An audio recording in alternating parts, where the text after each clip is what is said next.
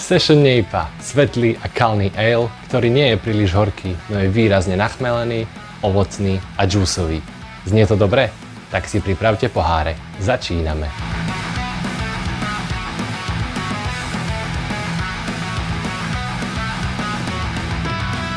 Session NEIPu som už varil a výsledok si môžete pozrieť.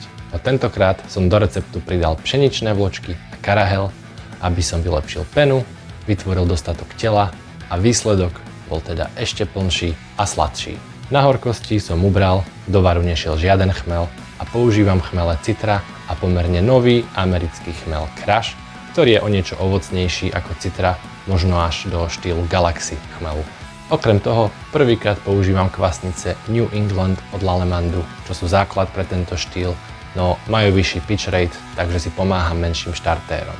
Všetko ostatné sa dozviete počas varenia a ochutnávky. Tak poďme na to. Poďme variť. Začínam s 15 ml filtrovanej vody, ktorú si upravím na výsledný pomer 3:1, a to konkrétne 150 mg na liter chloridov a 50 mg na liter síranov. Tento výrazne chloridový profil podporí plnosť a sladovosť piva, čo je pre štýl NEIPA veľmi dôležité. 3,5 kg namletého sladu, konkrétne 64% extra pale, 18% ovsených vločiek, 8% pšeničných vločiek, 8% karahel a 2% kyslého sladu pridávam do vody o teplote 67 stupňov Celzia a začínam viackrokové infúzne rmutovanie na teplote 63 stupňov Celzia, na ktorej držím teplotu 20 minút. Následne pridám 5 litrov vriacej vody tak, aby sa teplota zvýšila na 72 stupňov Celzia, kde držím teplotu ďalších 40 minút. Pridám ďalších 5 litrov vriacej vody a na teplote 77 stupňov Celzia držím dielo asi 5 minút.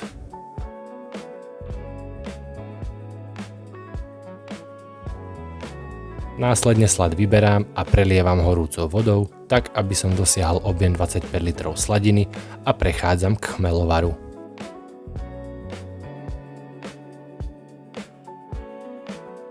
Chmelovar robím 60 minútový, kde 10 minút do konca chmelovaru pridám chladič.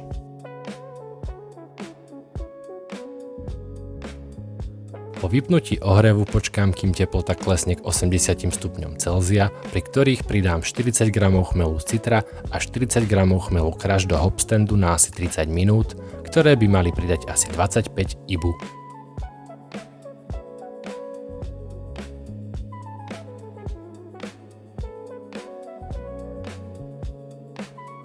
Po hopstande mladinu schladím na 20 stupňov Celzia a stočím do fermentačnej nádoby. OG skončilo na hodnote 1,040.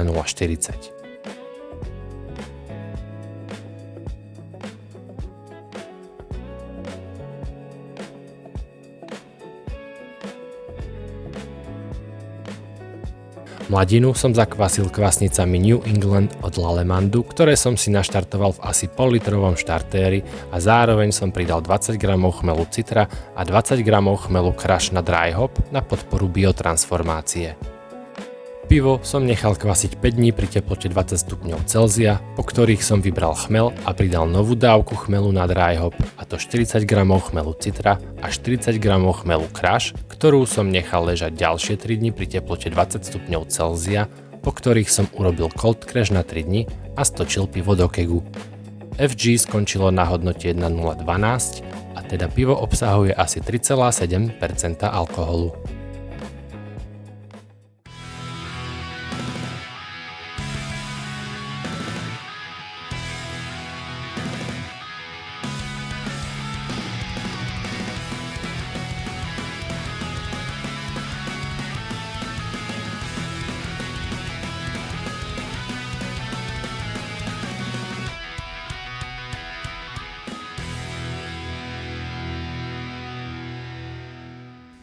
Tak, a toto je výsledná Session NEIPA.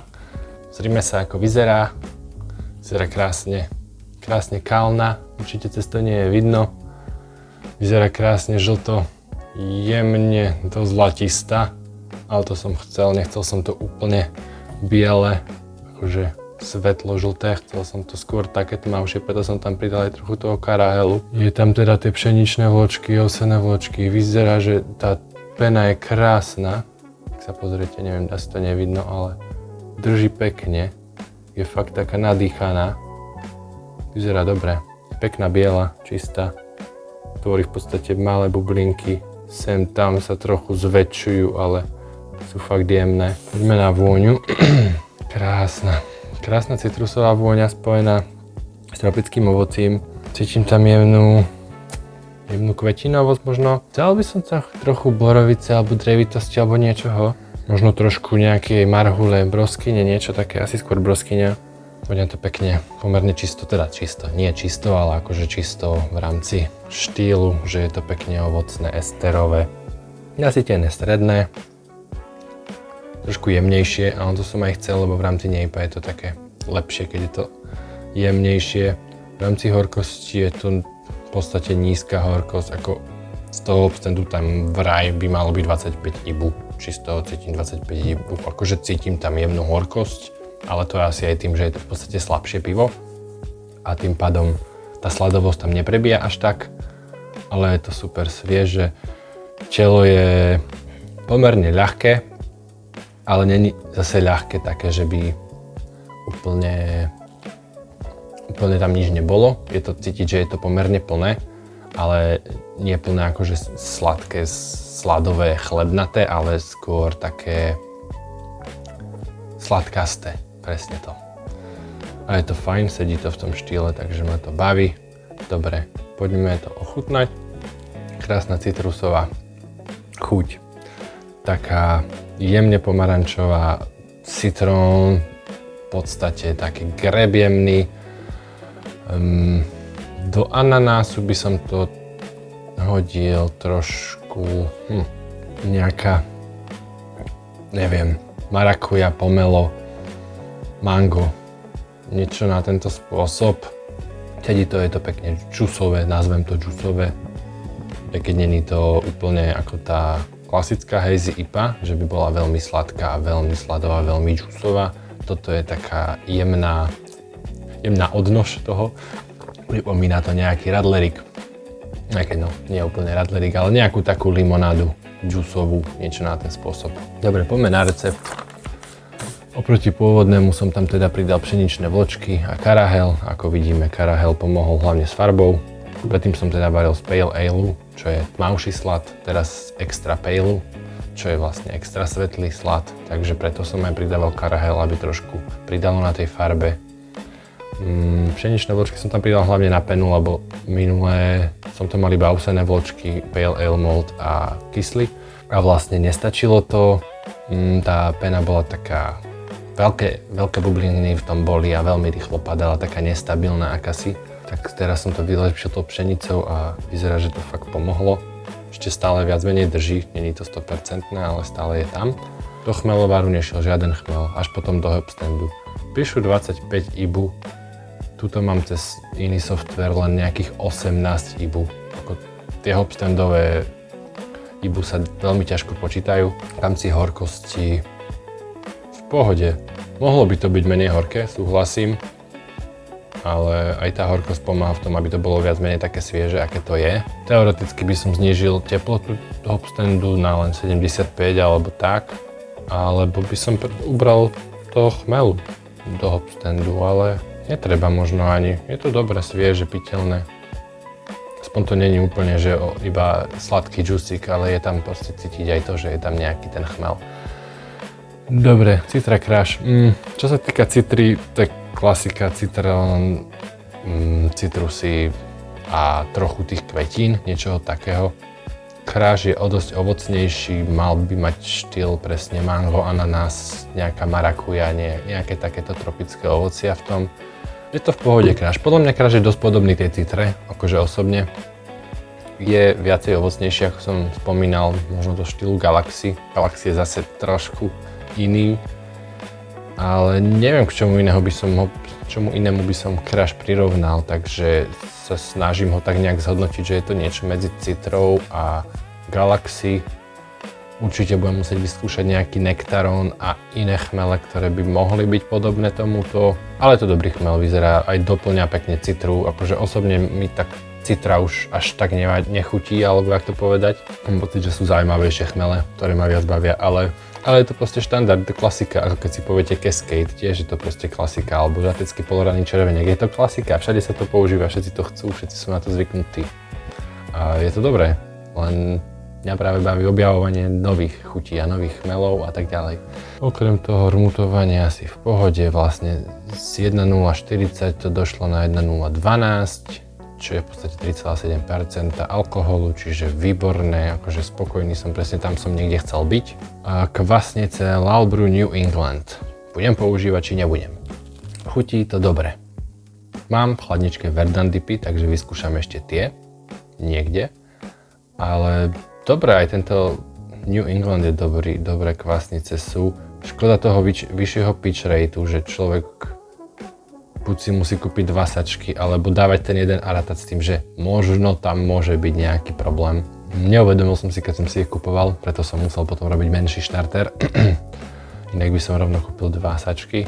Neprídu mi nejako príliš ovocné New England kvasnice, prídu mi také akurát, možno aj tým, že som ich klasil pri 20, keby som ich dal k 22, možno 24 stupňom Celzia, tak by sa možno viac prejavili, mali by tam viac ovocný charakter, ale chceme to? Neviem.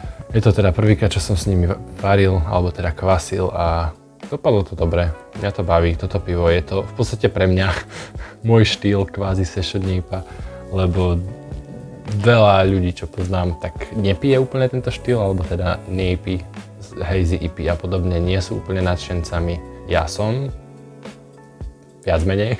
Samozrejme stále je obľúbený štýl West Coast IPA, ale mám veľmi rád aj NAPI a Session NAPI sú úplný bomba, keď ich vie človek urobiť a uvariť.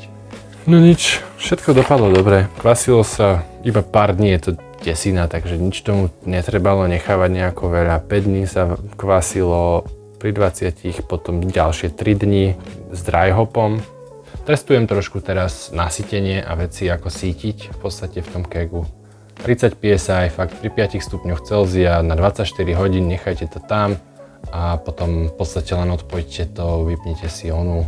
Ani to nemusíte akože dávať preč tých 30 psi, ono sa to pekne pomaly klesne, absorbuje do toho piva, ďalších 24 hodín stačí presne na to, aby to kleslo k tým 10-12 psi a máte správne nasytené pivo, takže je to paráda.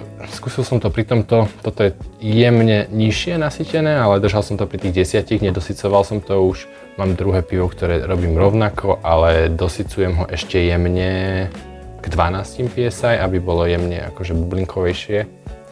No a to je všetko. Tak díky. Zas niekedy na budúce. Na zdravie.